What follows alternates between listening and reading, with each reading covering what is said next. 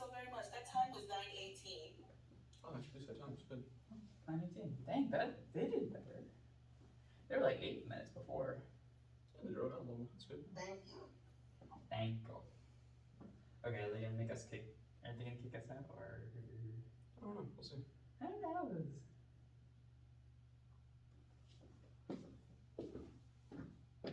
Yeah, I definitely feel better when I'm back here instead of on the computer screen.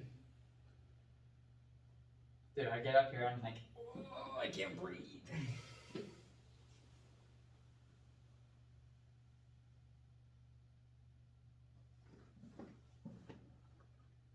Are they waiting for us? I think they're writing in their notes. Maybe. Last time they just called us.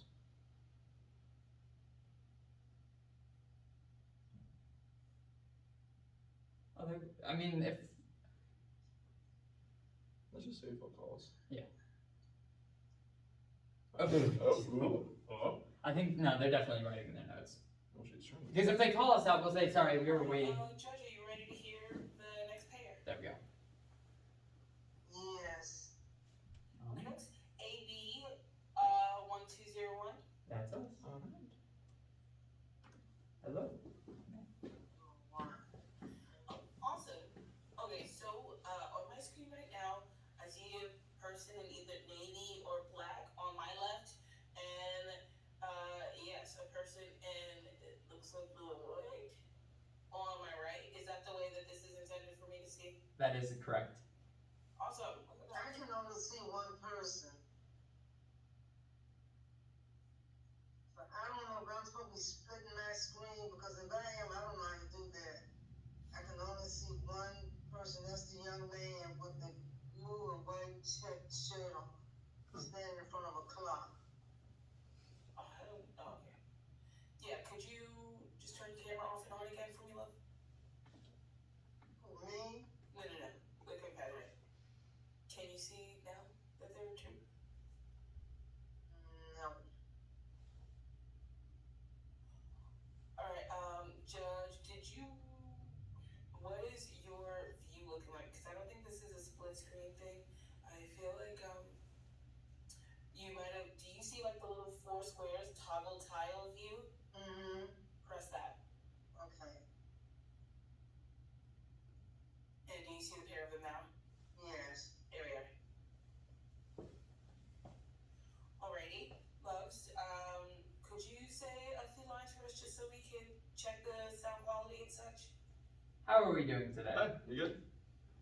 I'm doing pretty good. I think I'm ready. How we doing? I can hear both of you clearly. Other judge? I can too. Yeah, I can have both of them clearly. Awesome. Okay. Hello? Whenever you guys are ready, so am I. I'm gonna go ahead and mute myself now. Second judge, just let me. Sorry. I'm moving to. Cool. Are you ready? Yep.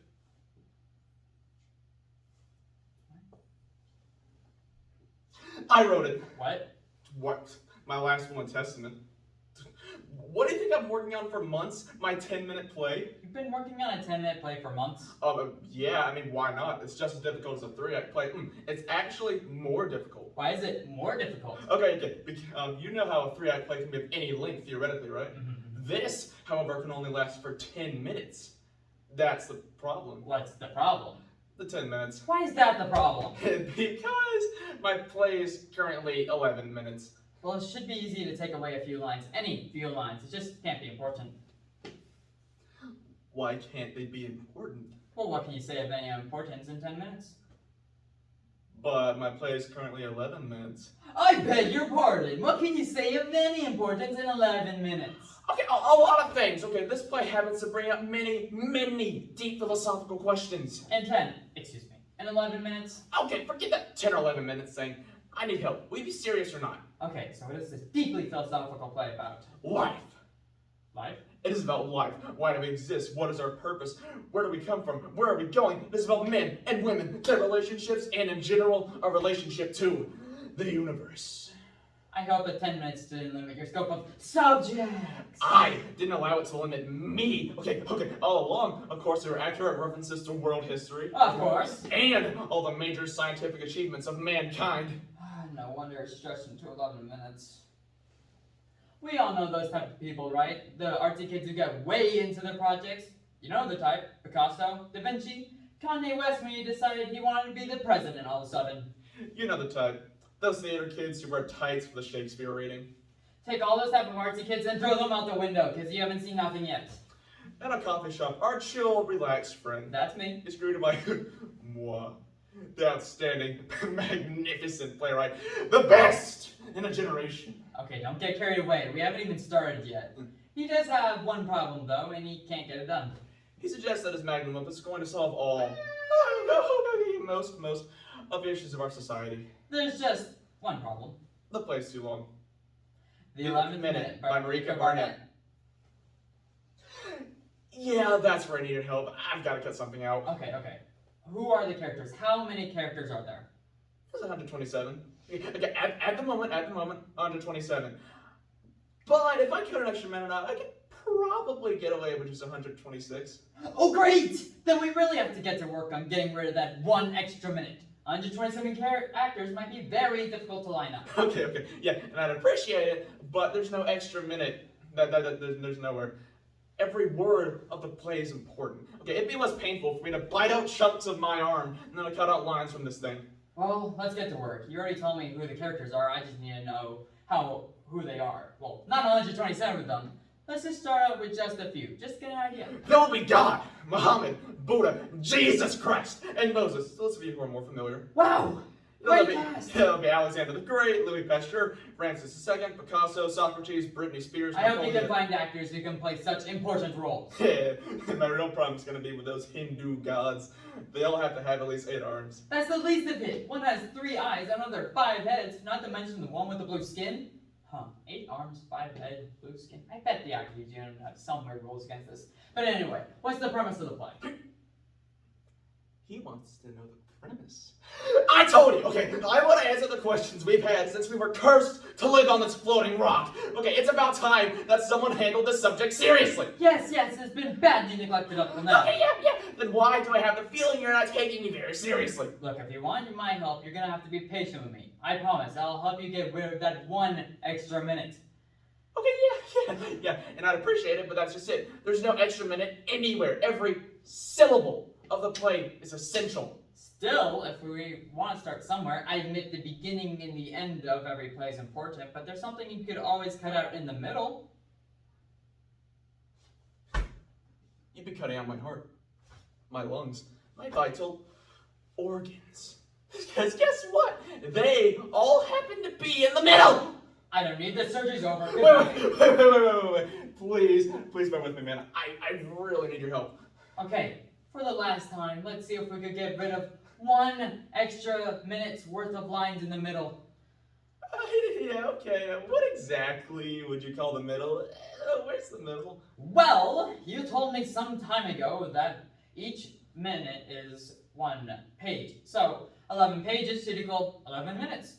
The middle should be somewhere on page 6. Can we get rid of that 6th page? Is that possible? Well, you'd be getting rid of Karl Marx, talking about the struggle of the proletariat to shake off the yoke of capitalist society, okay? He's saying that in place of, the old bourgeois society with all its class antagonisms, we should have a system in which the free development of each is for the free development of all. I never realized you were so familiar with teaching at Marx. Yeah, remember that lecture you took me to last year, where the astrophysicist gave the lecture on economics? Oh god, how can I forget? The only thing more disastrous would have been an economist giving a lecture on astrophysics. Yeah, I'm sorry, okay. Yeah, I'm sorry, that page is staying. Maybe somewhere on page 7? No. What was I thinking? Okay, this is where Henry David Thoreau discusses the finer points of civil disobedience with Mahatma Gandhi and Martin Luther King Jr. Okay, I can't cut that out. I hear you. Thoreau stays. What's on page 4? This is where Cupid speaks. Stop! Don't even go there. Maybe I could cut out where Jackson Pollock shows Michelangelo how he could have done the ceiling job way faster. What do you think? I don't know anymore. I don't want to be responsible for if the entire future of art is endangered by this omission. I start to see the importance of every line in your play. Yeah, let's leave art alone. Its future path is unpredictable as it is. Maybe I could cut out where. Oh, okay. Here is a heated discussion between Isaac Newton and Albert Einstein on the laws of gravity. Okay, Newton feels insulted and is very unhappy. Okay, this is where Ray's relationship to the universe comes up. Remember, I mentioned it earlier. I remember. No, I want to cut that out. It sounds much too important. Well, relatively speaking. You're not helping. Okay. You're starting to see how important every word is in this play. Okay, I wouldn't be surprised if someday it's considered the major cultural turning point of our generation, and I'm the one who wrote it. Who would have thought? Ooh, not Miss Courtney. Oh, no. Oh boy, not Miss Courtney. My 7th grade English teacher, who will go down in history as the woman who failed to recognize. Set yourself, man. All great men went through this. You're not the first one. I know. Oh, I know. The journeyman artist is not an easy one. What's your plan with this play? You mentioned sub-deadline. Whose deadline are we talking about here? Well, it's a deadline of a very prestigious competition down in Texas. Okay, my plan is simple. I will enter this magnum opus in the competition for 10-minute plays. Then I'll venture into one act. Then I'll venture to full length, which will obviously take me to Broadway, the Tony Awards. Who knows from there? Screenplays, Hollywood, the Academy Awards. Just whatever happens. In other words, the fate of the human race, our relationship to the universe, our destiny of mankind was never your real interest. Your goal has always been the Oscars, true? Okay, on the contrary, okay, dude, you're not hearing me. This little pipeline's gonna solve most of the issues we've had since the creation of the universe. The questions we've had since we rose as a species. So, along the way, don't they deserve at least one little Oscar? Just one? Come to think of it, I don't even know how this play starts. It starts with the main characters. Let me guess, it'll be God! No, God's just an extra. He's not important in this. So what is the first scene? Okay, well, picture this. Okay. Mrs. Brown and Mr. Taylor in bed. Cut to downstairs. Front door opens. Mr. Brown walks in and yells, "Honey, I'm home." Thank you. Thank you.